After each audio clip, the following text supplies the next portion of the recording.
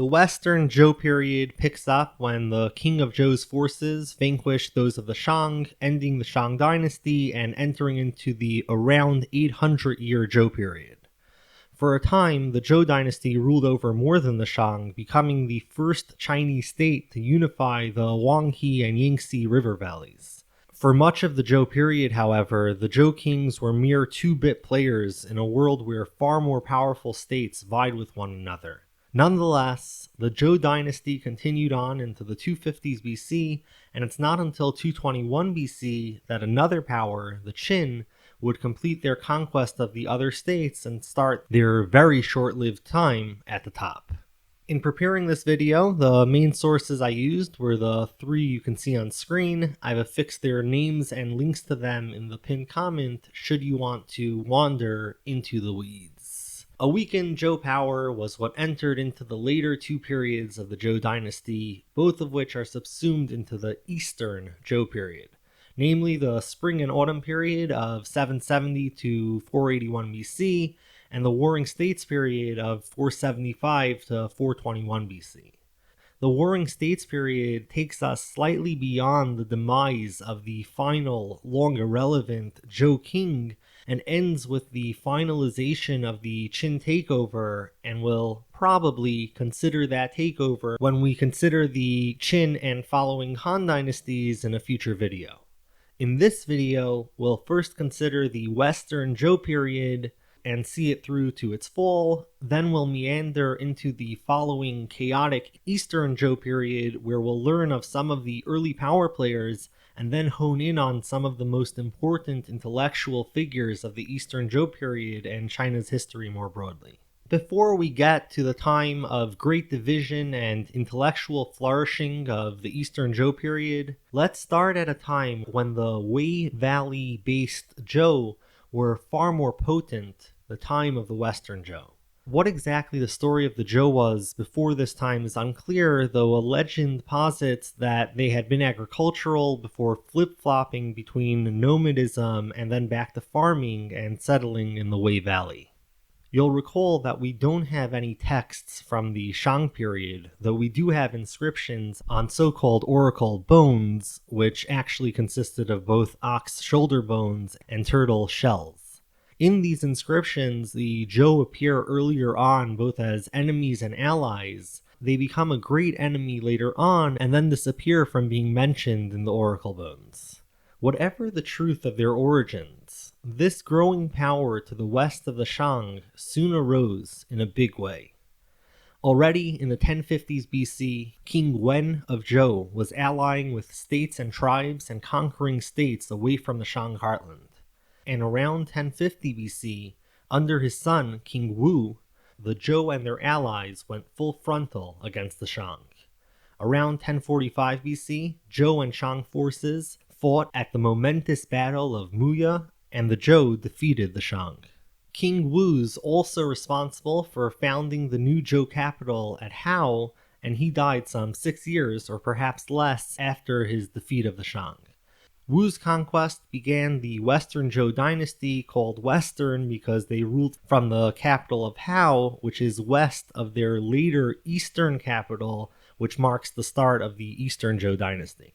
One of the 5 Confucian classics, the Book of Documents, whose dates of composition and compilation are mired in debate, mentions the mandate of heaven and describes the Zhou as noble rulers, justifiably replacing a cruel and greedy king. Another of the 5 Confucian classics is the Book of Odes, or the Classic of Poetry.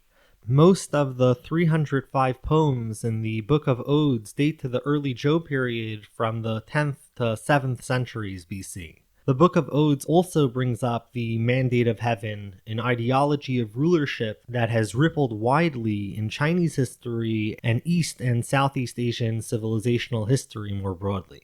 For one example from the Odes that mentions the mandate of heaven, we have, "August was King Wen, continuously bright and reverent. Great indeed was the mandate of heaven. There were Shang's grandsons and sons, Shang's grandsons and sons. Was their number not 100,000? But the high God gave his mandate, and they bowed to the Zhou." So we see that the power of the great in number Shang was no match for the mandate of heaven. And while the Shang kings had once been fitted with the mandate of heaven, when they were just and righteous kings, they'd since degenerated into unfit and impious rulers, and when rulers demonstrate themselves unfit for rule, the mandate of heaven, or the right to rule, is passed to another. The heaven in question is the non-anthropomorphic god, heaven or sky. The odes are broadly split into 4 categories: ears of the states, lesser odes, greater odes, temple hymns.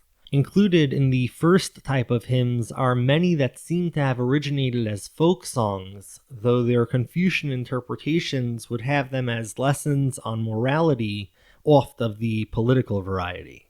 An ode against the tax officials reads, big rat, don't eat my millet. 3 years I've served you, but you won't care for me. I'm going to leave you and go to that happy land, where I'll find my place. Or here's an apparent ode of sexual longing, interpreted by Confucian scholars as being about someone pained over witnessing another, during their time of grief, improperly dressed.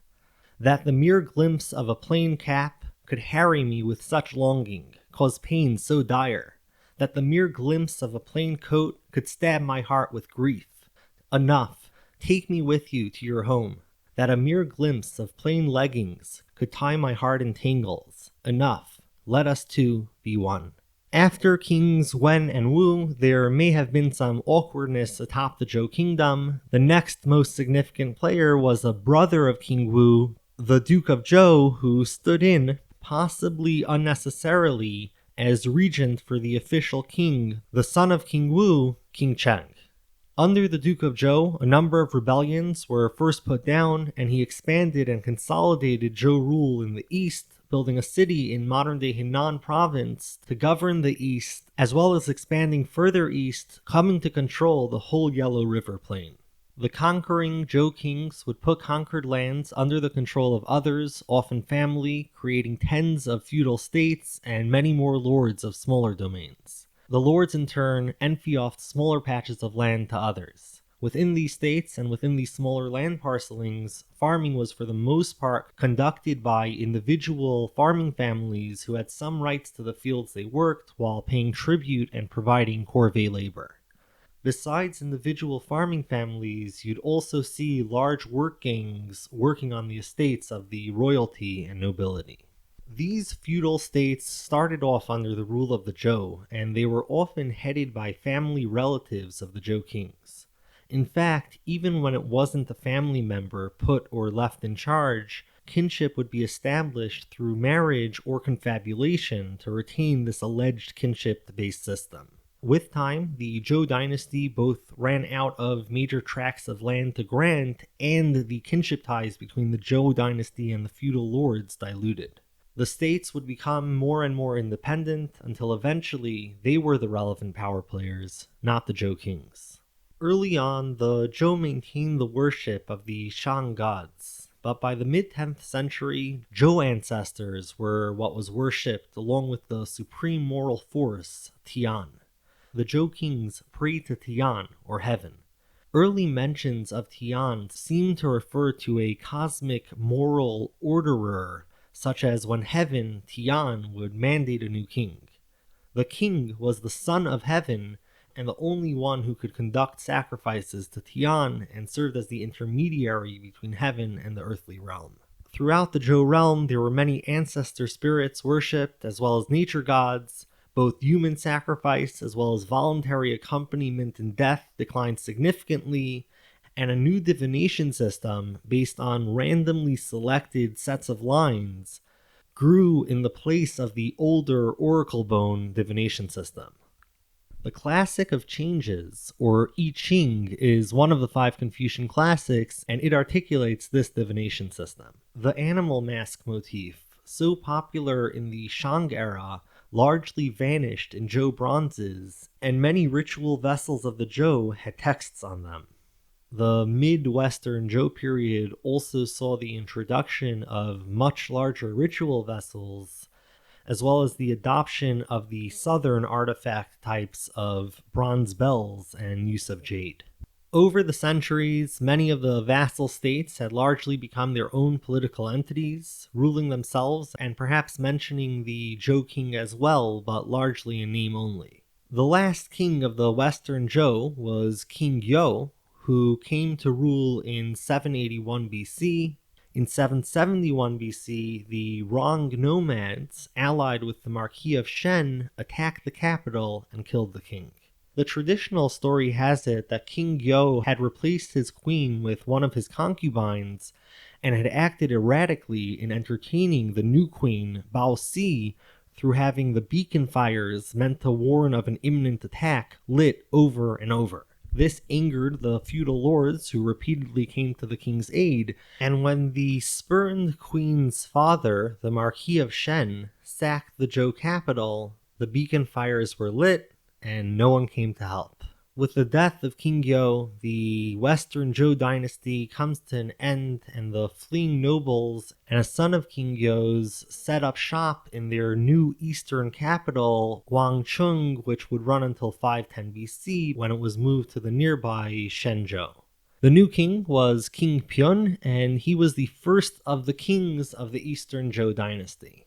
The Eastern Zhou dynasty splits into two periods, the latter of which runs slightly beyond the end of the Zhou dynasty up until the Qin had conquered all the major players. First, let's consider the first of these periods, the Spring and Autumn period, which runs from 770 BC through 481 BC. This period gets its name from a historical annal of the state of Lu, the home state of Confucius, the Spring and Autumn Annals. The Spring and Autumn Annals records many tersely worded events over the course of these hundreds of years, and it draws its name from the fact that the yearly entries are seasonally divided into spring, summer, autumn, and winter. This book, too, is included amongst the 5 Confucian classics, and to get a feel for it, let's take a closer look. 1 year's entries reads, "For the 29th year of Duke Shuang's reign, it was the year 29 in the spring. The Yan stables were renovated. In the summer, men from the state of Shang launched an incursion into the state of Zhou. In the autumn, there was a plague of beetles. In the winter, during the 12th month, the third daughter of Ji died. The towns of Zhou and Fang were fortified with walls." During the spring and autumn period, lack of a strong central authority was the norm, though the ritual superiority of the Zhou king held. The Zhou king no longer commanded the most powerful military, however, and things would only get worse from here on. For the time being, during the spring and autumn period, the different nominal vassals vied against each other, occasionally through militant means, and most of the smaller states disappeared. For the most part, warfare decorum was largely maintained, with such norms as not attacking until the enemy had been allowed to line up were followed. And just as had been done when the Zhou initially toppled the Shang, defeated vassals of the spring and autumn period would often have at least one member allowed to survive to maintain the sacrifices to their ancestors. Over the course of the period, a number of states temporarily sat as hegemon atop a number of others, starting with the 683 to 643 hegemony of Qi. The leaders of Lu, Song, Chen, and Zheng elected Duke Wan of Qi as their leader, and he helped maintain political order, defend against enemies, and supported the nominal Zhou kingship, such as by getting the state of Chu to send tribute to the Zhou kings. After the alliance between these more significant states had occurred, the Zhou king announced Duke Wan as hegemon. After the death of Duke Wan in 643 BC, Duke Shang of Song saw a short-lived hegemony, although some don't count him amongst the hegemons, and he died in 637 BC from injuries endured in battle against Chu the prior year. Chu's northern advances would then be faced by Jin, Qi, Qin, and Song, who together handed Chu a significant defeat at the Battle Shenpu. This alliance was led by Duke Wen of Jin, hegemon from 636 to 628 BC. 628 to 621 BC, we have Duke Mu of Qin, the most powerful lord of his time, and who is sometimes considered one of the hegemons. And then the hegemony of Chu, running from 613 to 591 BC, Chu arose as the dominant state and gets the historical middle finger from the Spring and Autumn Annals, which refer to him as an unratified lord. Whatever the Spring and Annals authors may have thought of Chu, Chu continued to rise and would eventually come to control a tract of territory as expansive as that of the former Western Zhou. In 479 BC, the four states of Qi, Qin, Jin, and Shu got together in an attempt at peace, but that was short-lived. The wars would continue, and the relevance of the Zhou kings in any capacity receded still further. 506 to 496 saw the hegemony of Wu, and when in 475 BC the Duke of Yu became hegemon, or perhaps before he became hegemon, he attacked and annexed Wu. Yu wouldn't be one of the major players in the Warring States period, as early on in that period it would be annexed by Chu. The Warring States period, running from 475 to 221 BC, saw the powerful states enter the endgame. By 300 BC, only 7 major states survived, and the violence only grew. But before moving to that period, in the pressure cooker situation China found itself in, many psyches were considering how might governments and societies run such that this increasingly mainstay reality of war can be attenuated. And along with the increased need for focus on these issues, clearer ideas of right living and right governance emerged. Though this intellectual and organizational flourishing will fructify greatly in the coming Warring States period, perhaps the single most important individual in the history of Chinese thought belongs to the late Spring and Autumn period. Namely, one of those psyches concerned with how to exit the world from this chaotic disaster it now found itself in was a low-ranked official from the state of Lu, Kangzi, born in 551 BC. Kangzi, oft called Confucius, spent much of his life aspiring to be a significant player in a state government, but he failed to do so. He is the most prominent in the scholarly tradition of the Ru, who preserved ancient texts and ceremonies. He served in relatively small roles, first in the Lu court, before wandering to other states in search of a ruler who'd value him more. He didn't find grand success in this venture, and after a decade or slightly longer, he returned back to Lu in 484 BC and died there in 479 BC.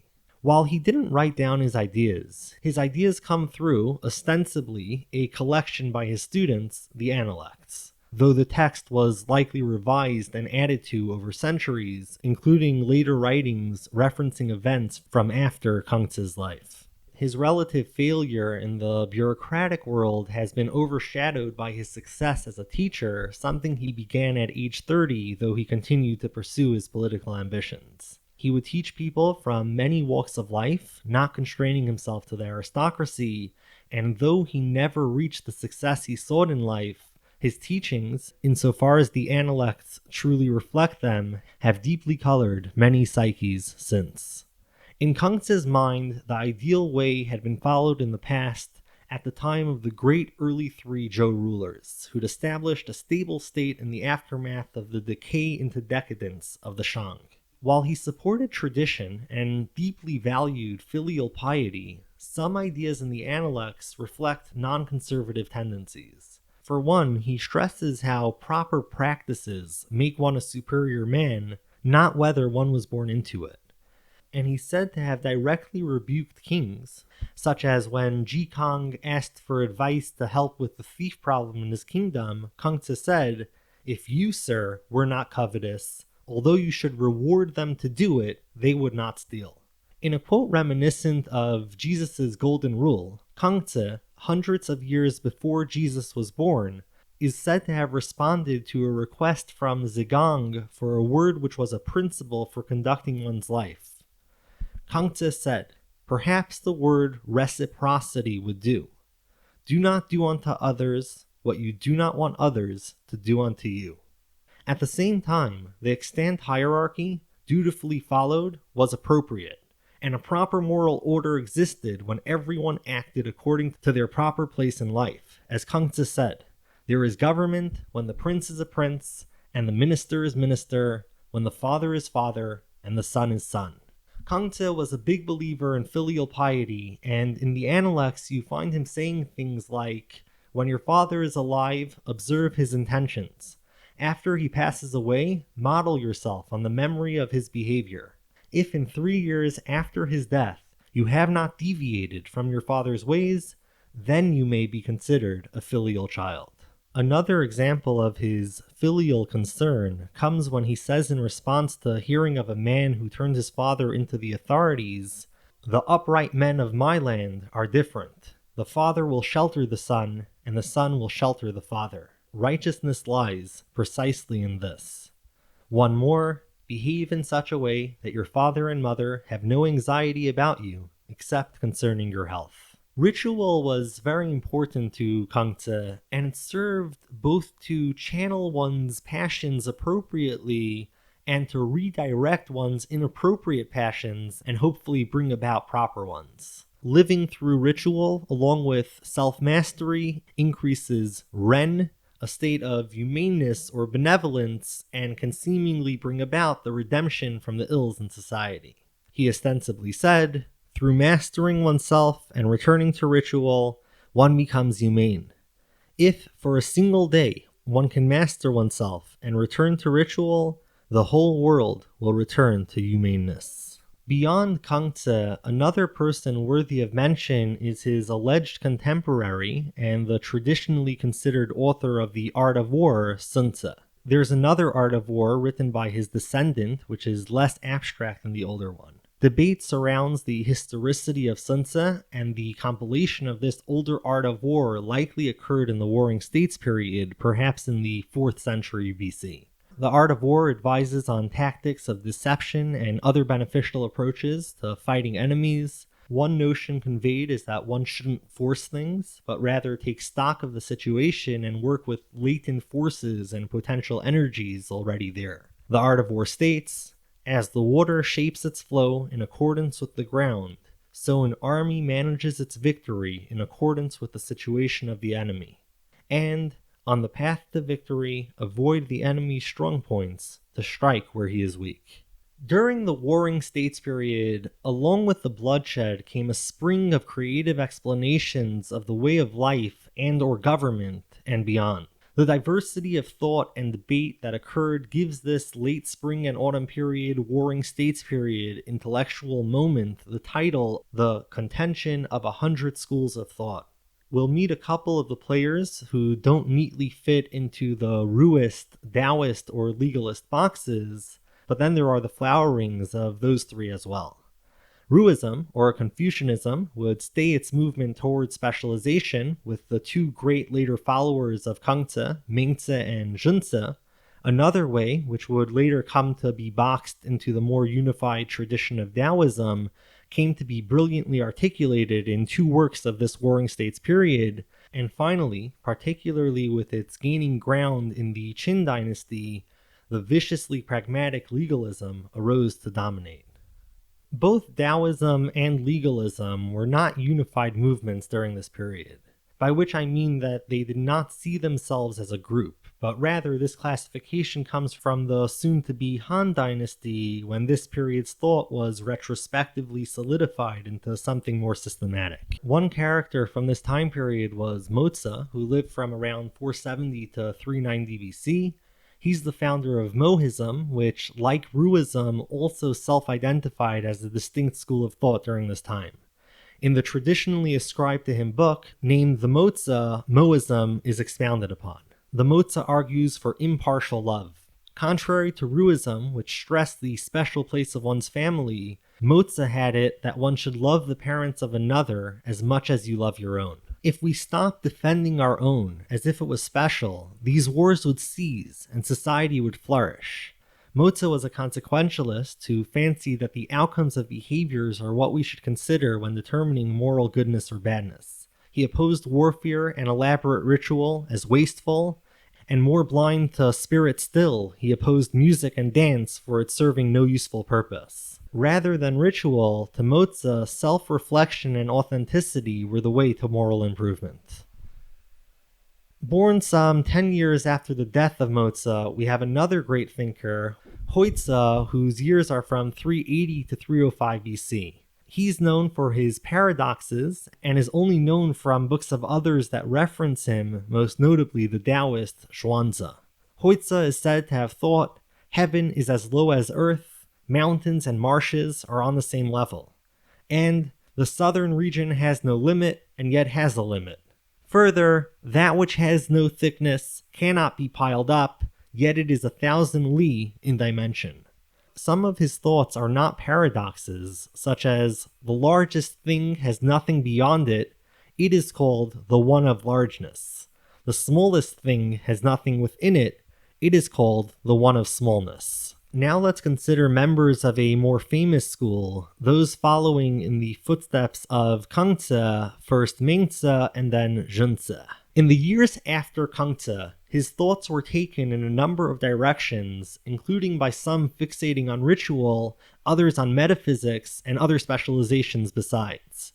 Mingzi, or Mencius, who lived from around 372 to 289 BC, bucked the trend of specialization and refocused on the whole. The 7-chaptered book named after him was likely not written by him himself and depicts alleged interactions and conversations between Mengzi and others, including rulers.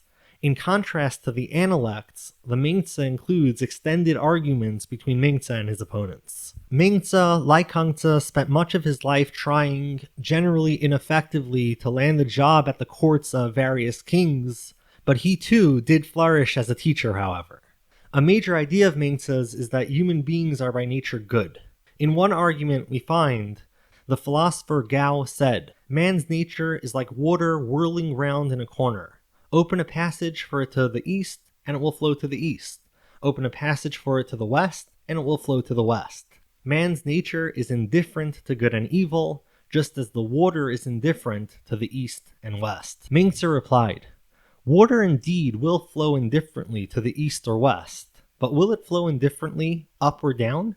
The tendency of man's nature to good is like the tendency of water to flow downwards. There are none but have this tendency to good, just as all water flows downwards. Now, by striking water and causing it to leap up, you may make it go over your forehead, and by damming and leading it, you may force it up a hill. But are such movements according to the nature of water? It is the force applied which causes them. When men are made to do what is not good, their nature is dealt with in this way. To illustrate our natural goodness, he used the thought experiment of how one naturally reacts when seeing a child that isn't one's own in a well. One feels alarm and distress, not to gain friendship with the child's parents, nor to seek the praise of their neighbors and friends. Politically, he's represented as having openly stated to kings that the common people were more important than they were, and that a king can lose their right to rule and be rightfully killed. He takes this point further in response to a king who inquired, in reference to the Zhou killing of the last Shang king, on the justness of killing the sovereign. Mengzi replied, he who outrages the benevolence proper to his nature is called a robber.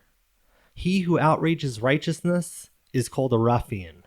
The robber and ruffian we call a mere fellow. I have heard of the cutting off of the fellow Chow, but I have not heard of the putting a sovereign to death in his case. Mengzi is saying that when a king stops acting appropriately, he loses his status as such, and when killed, no king will have actually been killed. Chilling words for any sovereign to hear. Overlapping slightly with Mengzi's life is Zhengzi, who lived from around 312 to 221 BC. The book named after him, the Zhengzi, may well have been written by him. Unlike both Kangzi and Mengzi, Zhengzi made it in politics as an influential advisor and feared prominently at the major academy at the time in the state of Qi. He is the third of the great early Ruists, and his view of human nature ran directly against that of Mengzi.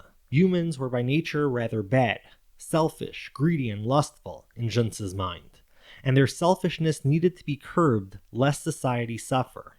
We desire goodness not because of our nature, but for the same reason the poor desire wealth, we naturally evil people desire good. Every man who desires to do good does so precisely because his nature is evil. Whatever a man lacks in himself, he will seek outside. Rituals and laws helped guide and force human beings towards good behavior. While rituals may be beneficial, they didn't contain any sort of magic in Junzi's eyes. He posits that for ritual, the gentleman understands them as the human way, while the common people think of them as matters of spirits. Natural disasters aren't to him signs of a disapproving heaven, and prayers for rain have no effect on whether or not it actually rains. Running counter to the more activist modality of Ruism, there is the way of the Tao, but I repeat myself. Taoism, which is a later framing for a not self-identified tradition at this time, takes a far softer and at times playful approach to reality. Live simply and achieve through non-action. Taoist thought contends that the frenetic involvement of the meddling problem solvers give rise to much of the problems to begin with, as the Laotse, or the Tao Te Ching, the most translated Chinese text of all time, reads, "Give up sainthood, renounce wisdom, and it will be 100 times better for everyone. Give up kindness, renounce morality, and men will rediscover filial piety and love. Give up ingenuity, renounce profit, and bandits and thieves will disappear." The purported author of the Tao Te Ching is shrouded in mystery and may or may not be a real person or persons, and his name, Laotse, or Old Master, does his case no help. Laotse is traditionally said to have lived in the 6th century BC. The book, however, is most likely a collection from numerous contributors compiled during the Warring States period and likely reflecting older Taoist ideas than those of the other major Warring States era Tao text, the Zhuangzi. Moving back to the Tao Te Ching, where we just learned the message of less action being better, let's return to its ideas. It is only when we lose the way, the Tao, that all these devotional constructs of our salvation arise. As the Tao Te Ching reads, "When the great Tao is forgotten, kindness and morality arise. When wisdom and intelligence are born, the great pretense begins.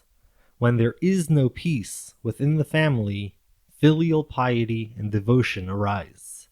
When the country is confused and in chaos, loyal ministers appear."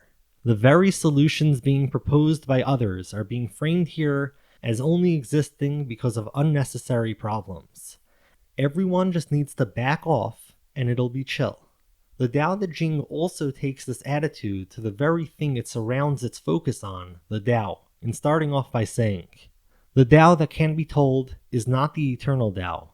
The name that can be named is not the eternal name.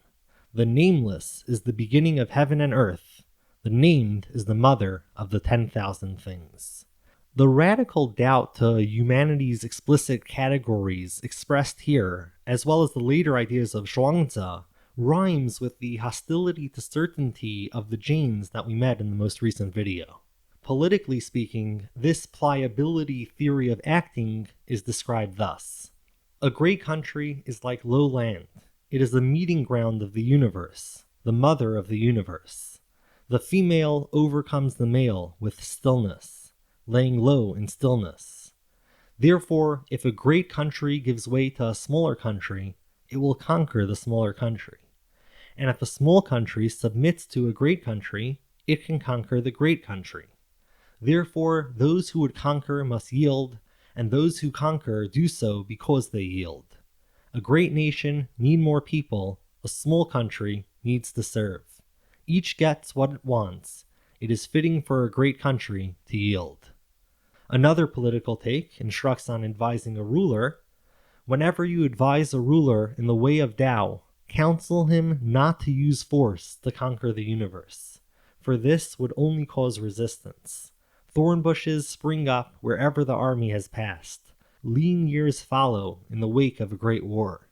Just do what needs to be done, never take advantage of power. The next major text of Taoism to come from this period is the Zhuangzi, filled with anecdotes, stories, and parables split into 33 chapters. Whether Zhuangzi existed is debated, and even if real, the text does not appear to be the work of a single author, though it may be that the first 7 chapters, the so-called inner chapters, were written by a single author. Zhuangzi may have lived from 369 to 286 BC, and the humorous, playful side of Taoism appears in a number of instances in this work. The Zhuangzi cautions against the pursuit of knowledge and stresses the falsity of human distinctions, encouraging a more spontaneous, free-from-convention approach. Indeed, a radical skepticism is called for, and language is inadequate to reality. A moment that would have Descartes smile in recognition, the most famous story of Zhuangzi is recorded in the second chapter of the book titled by his name. He had a dream in which he was a butterfly, and suddenly he woke up and there he was, solid and unmistakable, Zhuangzi. But he didn't know if he was Zhuangzi, who had dreamt he was a butterfly, or a butterfly dreaming that he was Zhuangzi. Finally, let's consider the ideological type that would lead China out of its Warring States period and into Qin unification. Legalism refers to the type of thinking that arose, most notably in association with the Qin state, that viewed harsh law codes that were specific, publicly known, and applied universally, even to the king, as the means of running an effective state. Human nature is evil, and people can be made to do what's needed if they are punished sufficiently when they do wrong. We'll briefly consider two very important figures, starting with Shang. Shang was the chief minister of Qin and lived from perhaps 390 to 338 BC. He's partially responsible for the ideas found in the book titled after his name, the earliest surviving legalist text, the Book of Lord Shang. Shang death was brutal, with his head and 4 limbs tied to 5 chariots, which promptly went their own ways in 338 BC. Sometime later, born into the ruling aristocracy of the fairly weak state of Han was Han Fai-tse. He lived from perhaps around 280 to 233 BC and was a stuttering student of the Ruist Junzi. His speech impediment saw him develop his ability to express his ideas in writing. Han Fai-tse ended up in the court of Qin, but his life ended badly when he was accused of treason, imprisoned, and sent poison, which he drank. The book named after Han Fai-tse, the Han Fai-tse, is another early classic of legalism. One famous allegory the Han Fai-tse provides elucidates the futility of blindly following tradition. He tells the story of a man who witnesses a rabbit run headlong into a stump and die. After a nice rabbit dinner, the man opted to stop farming and sit on a stump waiting for another rabbit to come by. Just because something happened to work in the past needn't mean it's the brightest idea for the present. Legalist stratagems aided Qin's rise to domination over the other states until Qin was the only major player around in 221 BC.